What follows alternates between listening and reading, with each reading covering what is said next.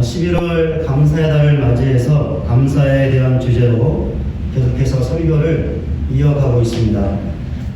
이렇게 하는 이유가 있는데요. 그만큼 감사가 신자에게 매우 중요한 것이기 때문입니다. 여기는 우리들도 이 사실을 너무나 잘 알고 있습니다. 그런데 아는 것과 행하는 것에는 차이가 있는 것 같습니다. 무슨 말이냐면 아는 것만큼 그것을 행하지 못할 수 있다라는 것이죠. 감사도 마찬가지라고 생각합니다. 감사가 중요한 것을 아는데도 실제로 감사하지 않을 수 있다라는 것이죠. 만약에 이렇게 한다면 우리는 제자도의 고수가 될 수 없다라고 지난주에 말씀을 드렸습니다. 그러니 감사가 중요한 것을 아는 만큼 실제로 감사하는 우리 모두가 되었으면 좋겠습니다. 그리하여 제자도의 고수로 살아가는 저와 여러분 모두가 되시기를 주님의 이름으로 간절히 축원을 드립니다. 그렇다면 신자로서 우리는 무엇을 감사해야 하는 것일까요? 우리의 건강을 감사해야 할까요? 네, 그렇습니다. 감사해야 합니다. 우리의 살 집과 먹을 것과 입을 것이 있는 것을 감사해야 할까요? 네, 그렇습니다. 감사해야 합니다. 우리에게 볼 수 있는 눈과 냄새를 맡을 수 있는 코와 말할 수 있는 입이 있는 것을 감사해야 할까요? 네, 그렇습니다. 감사해야 합니다. 우리에게 다닐 수 있는 직장이 있는 것을 감사해야 할까요? 네, 그렇습니다. 감사해야 합니다. 우리에게 좋은 남편과 아내가 있는 것을 감사해야 할까요? 네, 그렇습니다. 감사해야 합니다. 또 무엇으로 감사할 수 있을까요? 이것들 말고 감사할 것들이 너무나 많이 있습니다. 그냥 아무런 생각이 없이 지나치고 너무나 익숙해서 그렇지 세심하게 우리의 삶을 돌아보면 감사할 것들이 너무 많이 있는 것이죠. 그러니 우리는 그 모든 것으로 감사해야 합니다. 누구에게 감사해야 할까요? 하나님에게 감사해야 하는 것이죠. 물론 사람들에게도 감사해야 합니다. 특별히 그 사람이 우리 옆에서 우리에게 도움을 준 사람이라면 더더욱 감사해야 합니다. 그러나 우리는 무엇보다도 하나님께 감사해야 합니다. 왜 그렇습니까? 하나님께서 우리에게 모든 것을 주셨기 때문이죠. 우리가 다른 사람의 도움을 받고 있고 지금도 받고 있습니까? 하나님께서 그 사람을 우리 옆에 붙여 주신 것이죠. 우리에게 건강이 있습니까? 살찌도 있습니까? 먹을 것과 입을 것이 있습니까? 하나님께서 주신 것입니다. 우리에게 일할 직장이 있습니까? 하나님께서 주신 것이죠. 우리에게 좋은 남편과 아내가 있습니까? 자녀가 있습니까? 부모가 있습니까? 친구가 있습니까? 하나님께서 주신 것입니다. 그렇습니다. 우리가 무엇을 갖고 있든지 무엇을 누리고 있든지 그것은 다 하나님께서 주신 것이죠. 물론 우리도 수고했습니다. 땀을 흘렸죠. 노력을 다했습니다. 힘을 다했죠. 그러나 어찌 우리의 힘과 노력만으로 얻을 수 있었고 누릴 수 있게 된 것일까요? 절대로 그럴 수 없는 것입니다. 하나님께서 우리를 도와주시고 인도해 주셨기 때문에 얻을 수 있었고 누릴 수 있게 된 것이죠. 어떤 자매에게 들었던 간증인데요. 그 자매는 직장을 다니고 있는데 그 자매의 학력과 스펙으로는 그 직장에 들어갈 수 없었다는 것입니다. 그러니 자신이 그 직장에 들어갈 수 있었던 것은 하나님의 도움이 있었기 때문에 가능했다는 것입니다. 그래서 그 자매는 하나님께서 그 직장을 자신에게 주신 것이라고 믿고 있다는 것입니다. 또한 하나님의 도움과 은혜가 너무나 감사해서 11조도 드리게 되었다는 것입니다. 너무나 아름다운 믿음의 고백이 아닐 수 없습니다. 이 자매가 했던 간증의 핵심이 무엇일까요? 하나님께서 자신에게 직장을 주실 것이기 때문에 그 사실을 믿고 정작 다시는 그 어떤 노력도 하지 않았는데 하나님께서 그냥 주셨다. 이것을 말하고 싶은 것일까요? 그래서 자신의 간증을 듣는 사람들에게도 결국은 하나님께서 주실 것이니 아무것도 하지 않아도 된다고 말하고 싶었던 것일까요? 아니죠. 이 자매는 직장을 구하기 위해 열심히 공부했고 힘과 노력을 다했습니다. 그렇기에 이 자매는 자신도 힘과 노력을 다했지만 그것만으로는 직장에 들어갈 수 있었던 것이 아니라 하나님의 도움이 있었기 때문에 들어갈 수 있었다라는 사실을 말하고 싶었던 것입니다. 이런 의미에서 그 자매가 하나님께서 그 직장을 자기에게 주신 것이라 말했던 것이고 그 하나님의 은혜가 너무나 감사해서 11조도 드리게 되었다라고 말했던 것이죠. 바로 이것이 자매가 했던 간증의 핵심인 것입니다. 그렇습니다. 여기 있는 우리들도 무엇인가를 얻기 위해 그리고 누리기 위해 힘과 노력을 다하고 있습니다. 학생들은 열심히 공부하고 직장인들은 최선을 다해서 일하죠. 장사나 사업하는 분들도 열심히 땀을 흘리며 밤과 낮으로 수고합니다. 그 결과 무엇인가를 얻기도 하고 누리기도 하죠. 그러나 우리는 한 가지 사실을 분명하게 기억해야 합니다. 단지 우리의 힘과 노력과 열심만으로 된 것이 아니라 하나님의 도움과 은혜가 있었기 때문에 가능했다라는 것이죠. 그러니 이런 사실을 확고하게 믿는 우리 모두가 되시기를 바랍니다. 그래야 우리가 지금 현재 갖고 있는 것, 누리고 있는 모든 것들로 인하여 하나님께 감사할 수 있는 저와 여러분 모두가 되시기를 주님의 이름으로 간절히 소원합니다. 지금까지 살펴본 대로 우리는 하나님께 감사할 것들이 너무나 많이 있습니다. 그러나 특별하게 더 감사할 것이 있습니다. 그것이 무엇일까요? 오늘 본문을 통해서 이 물음에 대한 답을 얻어보려고 합니다. 본문 36절에 나와 있는 것처럼 예수님께서 한 바리새인의 집에 초대를 받으셨습니다. 이 바리새인의 이름은 본문 40절에 나와 있는데 시몬이었습니다.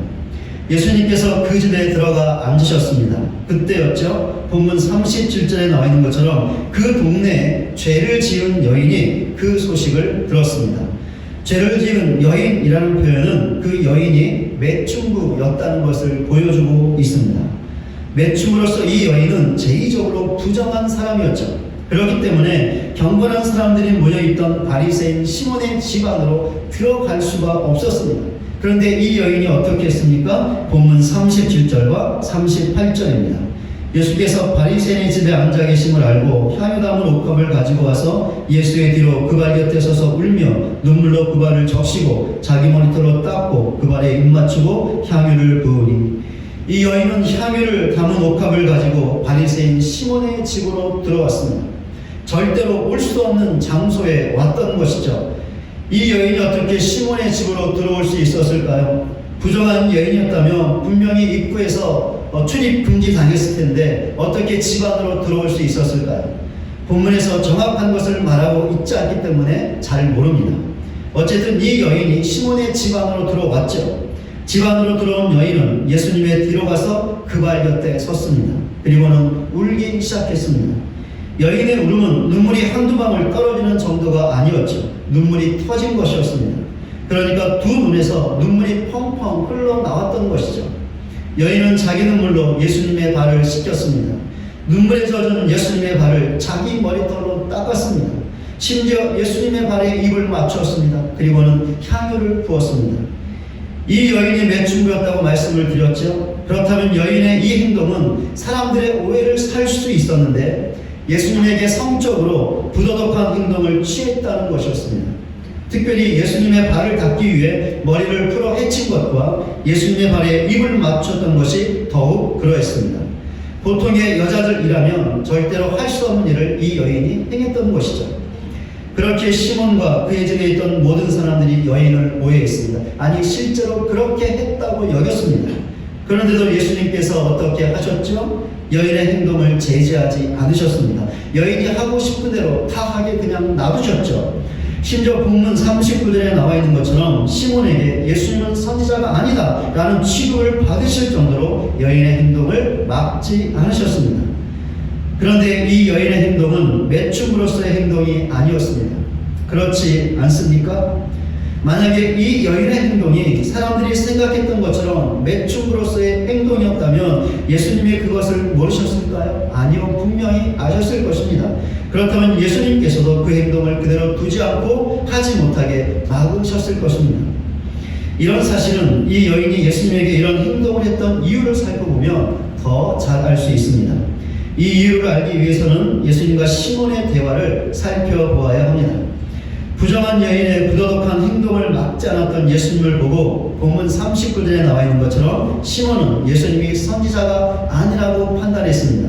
시몬의 이 판단은 그의 마음속에서 있었던 것이죠. 그런데 놀랍게도 예수님은 그의 마음의 생각을 읽으셨습니다. 예수님께서 이런 시몬에게 한 가지 비유를 말씀하시죠. 본문 41절과 42절에 나와 있습니다. 두 사람이 한 사람에게 빚을 졌습니다. 한 사람은 500데나리온의 빚을 졌고 다른 사람은 50데나리온의 빚을 졌습니다. 당시에 한 데나리온은 농장 일꾼의 하루 임금이었다고 합니다. 그렇다면 500데나리온은 500일의 임금이었고 50데나리온은 50일의 임금이었죠. 요즘 하루 일당을 대략 10만원 정도로 보고 오늘 500데나리온을 환산해 보면 5천만원이 되고 50데나리온은 500만원이 됩니다. 그런데 너무나 고맙게도 돈을 빌려준 사람이 두 사람의 빚을 탕감해 주었습니다. 갚을 돈이 없었기 때문이었죠. 예수님은 이 비유의 끝부분에서 시몬에게 물으셨습니다. 본문 42절 마지막 부분입니다. 둘 중에 누가 그를 더 사랑하겠느냐? 여기서 사랑하겠느냐라는 말은 감사하겠느냐라는 말로도 볼 수 있습니다. 그래도 문맥상 전혀 이상할 것이 없습니다. 감사하겠느냐는 말로 바꿔보면 알 수 있는데요. 둘 중에 누가 그에게 더 감사하겠느냐? 어떻습니까? 전혀 이상한 것이나 어색한 것이 없죠. 빚을 탕감받은 두 사람은 그렇게 해준 사람을 사랑하는 동시에 그에게 감사해야 했던 것이죠. 예수님의 이 물음에 시몬이 답을 했습니다. 본문 43절에 나와 있는 것처럼 많이 탕감을 받은 자라는 것입니다. 예수님께서 시몬의 대답에 너의 판단이 옳다라고 말씀하셨습니다. 그렇습니다.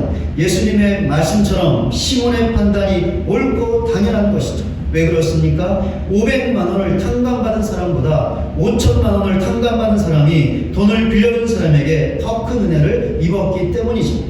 그러니 너무나도 당연하게 많이 탕감받은 사람이 적게 받은 사람보다 돈을 빌려준 사람에게 더 감사해야 하는 것이죠. 예수님께서 시몬에게 계속해서 말씀을 이어갔는데 시몬과 여인의 행동을 비교한 말씀이었습니다. 본문 44절부터 46절까지에 나와 있습니다. 예수님께서 시몬의 집에 들어오실 때 그는 예수님에게 발 씻을 물조차 주지 않았습니다. 그러나 여인은 자기의 눈물로 예수님의 발을 씻겼습니다. 더욱이 자기의 머리털로 예수님의 발을 닦았습니다. 시몬은 예수님에게 입을 맞추지 않았죠. 그러나 여인은 예수님에게 입을 맞추었습니다. 그것도 예수님의 발에 그렇게 했죠. 시몬은 예수님의 머리에 기름도 붓지 않았습니다. 그러나 여인은 예수님에게 값비싼 향유를 부었습니다. 그것도 예수님의 발에 그렇게 했죠. 예수님의 말씀을 보면 예수님을 대했던 시몬과 여인의 태도가 너무나 달랐던 것을 볼 수 있습니다. 왜 이런 극명한 차이가 났던 것일까요? 예수님의 말씀을 보면 알 수 있는데 본문 47절입니다. 이러므로 내가 내게 말하노니 그의 많은 죄가 사하여졌도다. 이는 그의 사랑함이 많음이라. 사랑을 받은 일이 적은 자는 적게 사랑받느니라. 여기서도 사랑이라는 말에 감사의 의미가 있습니다. 그렇다면 예수님의 말씀을 그의 많은 죄가 사하여졌도다. 이는 그의 감사함이 많음이라 라고 바꾸어 볼 수 있습니다. 그런데 예수님의 이 말씀을 여인의 많은 죄가 사함받은 이유라고 해석하는 사람들이 있습니다. 그러니까 여인이 예수님에게 감사했기 때문에, 그래서 앞에서 보았던 행동을 했기 때문에 죄가 사함받았다라는 것이죠. 그러나 이런 해석은 두 가지 점에서 문제가 있습니다. 첫 번째는 본문 41절과 42절에 나오는 예수님의 비유와 관련해서 그렇습니다. 예수님께서 말씀하신 비유의 요지는 돈을 빌린 사람이 돈을 빌려준 사람에게 감사하는 것은 빚을 탕감받았기 때문이라는 것이죠. 그러니까 돈을 빌린 사람이 돈을 빌려준 사람에게 먼저 감사했기 때문에 빚을 탕감받은 것이 아니라 탕감받았기 때문에 그 결과 감사하게 된다는 것입니다. 그렇기에 더 많은 빚을 탕감받은 사람이 그렇지 않은 사람보다 더 감사하게 된다는 것이죠. 이 비유에 비추어서 여인을 본다면 여인이 예수님에게 감사했기 때문에, 그래서 앞에서 보았던 구체적인 행동을 했기 때문에 죄사함을 받은 것이 아니라 먼저 죄사함을 받았기 때문에 예수님에게 감사했다라는 것입니다. 바로 이런 사실 때문에 여인이 예수님에게 먼저 감사했기 때문에 죄에서 사함 받았다라고 하는 해석에 문제가 있다라는 것이죠. 이런 해석이 갖고 있는 두 번째 문제입니다. 본문 50절에 나와 있는 예수님의 말씀과 관련이 있습니다. 예수께서 여자에게 이르시되 내 믿음이 너를 구원하였으니 평안히 가라 하십니다. 예수님께서는 분명하게 여인의 죄가 사함받은 것, 즉 여인이 구원받은 것이 그녀가 시몬의 집에서 했던 행동 때문이 아니라 그녀의 믿음 때문이라고 말씀하셨습니다. 그러니까 그녀가 예수님에게 감사의 행동을 했기 때문이 아니라 먼저 예수님을 믿었기 때문에 제사함, 즉 구원을 받을 수 있었고 그 결과 그녀가 예수님에게 감사했다는 것이죠. 그렇습니다. 여인은 먼저 예수님을 믿었습니다. 이전에 예수님을 만나 그분의 말씀을 들었든지 아니면 예수님이 행하시는 기적을 경험했든지 여인은 이미 예수님을 만났습니다. 그 만남을 통해 예수님을 믿었던 것이죠. 그렇게 여인이 예수님에게 감사의 행동을 했기 때문에 구원받았다라는 해석에 문제가 있는 것입니다. 이런 사실은 성경의 주장과도 일치하죠. 에베소서 2장 8절과 9절입니다. 너희는 그 은혜에 의하여 믿음으로 말미암아 구원을 받았으니 이것은 너희에게서 난 것이 아니요 하나님의 선물이라. 행위에서 난 것이 아니니 이는 누구든지 자랑하지 못하게 함이라. 성경은 분명하게 믿음으로 구원을 받는 것이지 행위로 구원받는 것이 아니라고 말씀하고 있습니다. 그렇게 본문에 나오는 여인이 죄사함, 즉 구원받을 수 있었던 것은 예수님의 말씀처럼 또한 성경의 주장처럼 그녀의 감사의 행동이 아니라 믿음 때문이었습니다. 우리는 여기에서 본문에 나오는 여인이 왜 예수님에게 감사했는지, 그래서 앞에서 보았던 행동을 했는지 그 이유를 분명하게 알 수 있습니다. 무엇일까요? 그녀가 예수님을 믿음으로 죄사함, 즉 구원받았기 때문이었습니다. 여인은 본문에 나오는 대로 죄를 지은 여인이었죠. 그것도 예수님의 비유에 나오는 더 많은 빚을 지은 사람처럼 수많은 죄를 지은 여인이었습니다. 무슨 죄를 그렇게 많이 지었던 것일까요? 잘 모릅니다. 그러나 분명한 것은 이 여인은 죄인이었다라는 것이죠. 그런데 이 여인의 수많은 죄가 사함을 받았습니다. 이 여인이 구원을 받은 것이죠. 이 여인이 먼저 예수님을 사랑했기 때문에 예수님에게 감사했기 때문이었습니까? 그래서 눈물로 예수님의 발을 씻기고 자기의 머리털로 예수님의 발을 닦고 그 발에 입을 맞추고 향유를 부었기 때문이었습니까? 아니죠. 죄 많은 여인이 죄가 사함받은 것은 예수님께서 이 여인을 먼저 찾아와 주셨기 때문입니다. 그렇습니다. 예수님께서 이 여인을 만나 주셨던 것이죠. 매춘부라는 직업 때문에 사람들에게 부정하다고 손가락질을 당하고 사람들에게 따돌림을 당하고 외면당하고 거부당했던 불쌍하고 가련한 여인을 예수님께서 먼저 만나 주셨던 것입니다. 그 어떤 사람도 거들떠보지 않았던, 그 어떤 사람도 다가가지 않았던 이 여자에게 예수님께서 찾아와 주셔서 만나 주셨던 것이죠. 그리하여 이 여인이 예수님과의 만남을 통하여 그분을 믿게 되었고 바로 그 믿음 때문에 그녀의 죄가 사함받은 것이고 그녀가 구원을 받은 것입니다. 이 여인은 이것이 너무나 감사했던 것이죠. 비천한 자기를 만나주시고 자기의 죄를 사해주시고 구원해주신 그 예수님이 너무나 감사했던 것입니다. 그래서 도저히 가만히 있을 수 없었던 것이죠. 그렇기 때문에 사람들의 모든 비난을 감수하고 담대하게 시몬의 집으로 들어갔던 것입니다. 그리고는 자기의 두 눈에서 뜨겁게 흘러내리는 눈물로 예수님의 발을 씻겼던 것이고 자기의 머리털로 예수님의 발을 닦은 것이고 예수님의 발에 입을 맞추고 향유를 그 발에 부었던 것입니다.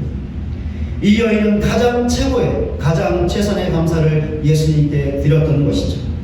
설교를 시작하면서 했던 질문이 있습니다. 우리가 하나님에게 더 특별하게 감사해야 할 것이 있는데 그것이 무엇인가? 라는 질문이죠. 우리는 이제 이 물음에 답을 할 수 있습니다. 무엇일까요? 우리가 죄사함 받은 것, 즉 예수 믿고 구원 받은 것입니다.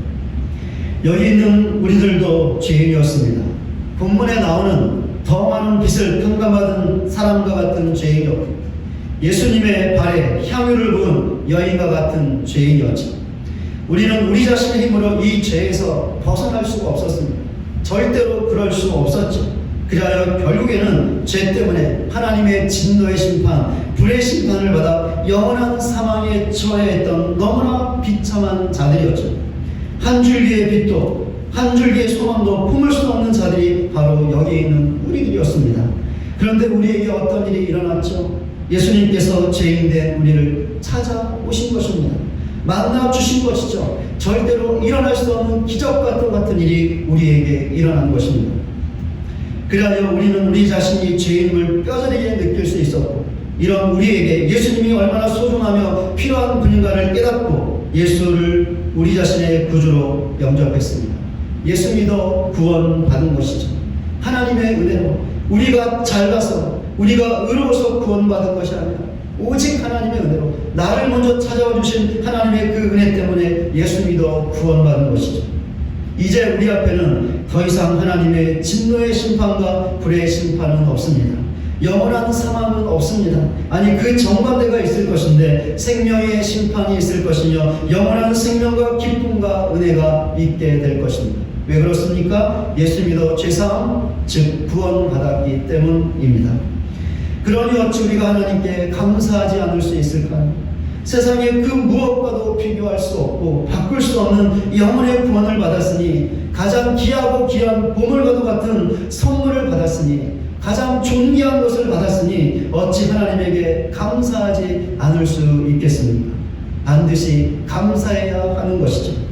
그렇다면 우리의 감사는 어떻습니까? 본문에 나오는 여인의 감사처럼 자발적인 감사인가요? 우리의 뜨거운 눈물이 담겨있는 감사인가요? 우리의 겸손한 눈물이 담겨있는 감사인가요? 나는 아무것도 아닌데 나를 구원해 주신 하나님께 너무나 감사하는 그 참된 마음이 담겨있는 감사인가요? 최고의 최선의 감사인가요? 과연 우리 자신의 감사는 어떻습니까? 이 시간에 잠시 우리 자신, 내 자신의 모습을 돌아보시기를 바랍니다. 예수 믿어 하나님의 은혜로 우리의 모든 죄가 사함받았음을, 즉 구원받았음을 확고하게 믿으시기를 바랍니다.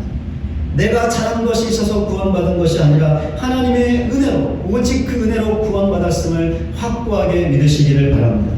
그 구원의 확신을 가지시기 바랍니다. 구원의 감격을 잊어버리지 마시기 바랍니다. 이 구원의 감격을 사탄에게 빼앗기지 마시기를 바랍니다. 그러하여 다른 그 무엇보다도 우리를 구원해 주신 하나님께 가장 최선의 감사를 드리는 믿음의 삶을 살아가는 저와 여러분 모두가 되시기를 주님의 이름으로 간절히 소원합니다. 말씀을 맺겠습니다. 존 크렐릭이라는 사람이 있었습니다. 이 사람은 30년 경력의 변호사였습니다. 그러나 그의 사무실은 망해가고 있었고 그의 은행 계좌는 텅텅 비어가고 있었습니다. 설상가상으로 결혼 생활도 파경을 맞았고 아들마저도 그를 멀리하게 되었습니다. 그에게 남은 것은 외로움과 우울증뿐이었습니다. 그러던 어느 날이었습니다. 존 크렐릭은 자신이 어렸을 때 할아버지가 자신에게 해주었던 한 가지 말이 생각났습니다. 자막에 보면 나오는데요. 내가 가지고 있는 것들에 대하여 감사하는 법을 배울 때까지 내가 원하는 것을 얻지 못할 것이다 라는 말이었습니다. 할아버지는 이 말씀을 하시면서 1달러를 그에게 주었습니다. 그리고는 감사 쪽지를 써서 보내면 1달러를 하나 더 주겠다고 말했습니다. 존 크렐릭은 이렇게 어렸을 때부터 할아버지에게 감사의 훈련을 받았던 것이죠. 그런데 이 모든 것을 잊고 살았습니다.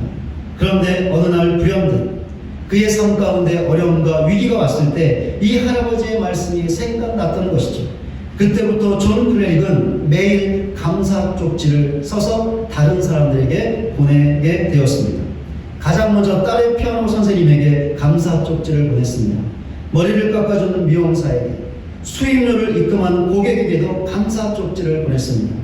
자기의 이름을 기억해준 커피 전문점 직원에게도 감사 쪽지를 보냈습니다. 멀어진 아들에게도 2년 전에 준 선물이 너무 고맙다고 감사 쪽지를 보냈습니다.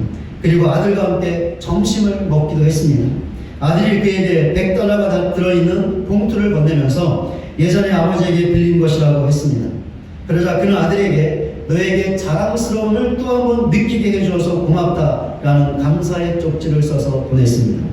존 크렐릭은 멈추지 않고 계속해서 감사 쪽지를 보냈습니다. 이것에 대한 효과들이 나타나기 시작했습니다. 그 효과는 눈에 보이는 것이든 보이지 않는 것이든 매우 다양했고 그 결과 존 크렐릭의 삶은 크게 변화되었습니다.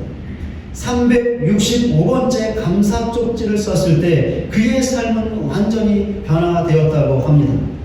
그는 감사 쪽지를 쓰면서 했던 놀라운 경험을 다른 사람들과 나누기 위해 책을 썼는데 365 감사라는 책을 썼습니다. 저는 이분의 이야기를 읽으면서 감사의 힘이 참 크다라는 것을 느끼게 되었는데요. 존 클레릭은 사람에게 감사했습니다.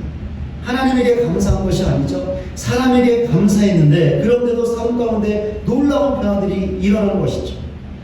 그렇다면 우리가 하나님에게 감사한다면 360일 매일매일 감사한다면 우리의 삶이 어떻게 될까요?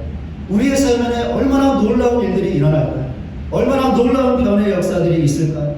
얼마나 놀라운 일들을 경험하게 될까요?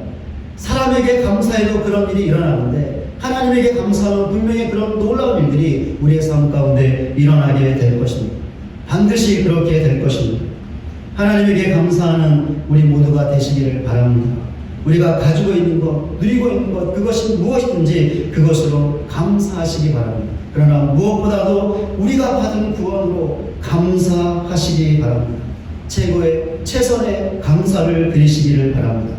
그리하여 우리의 삶 가운데서 놀라운 일을 경험하고 놀라운 변화를 이뤄내는 믿음의 삶을 살아가는 저와 여러분 모두가 되시기를 주님의 이름으로 간절히 축원을 드립니다.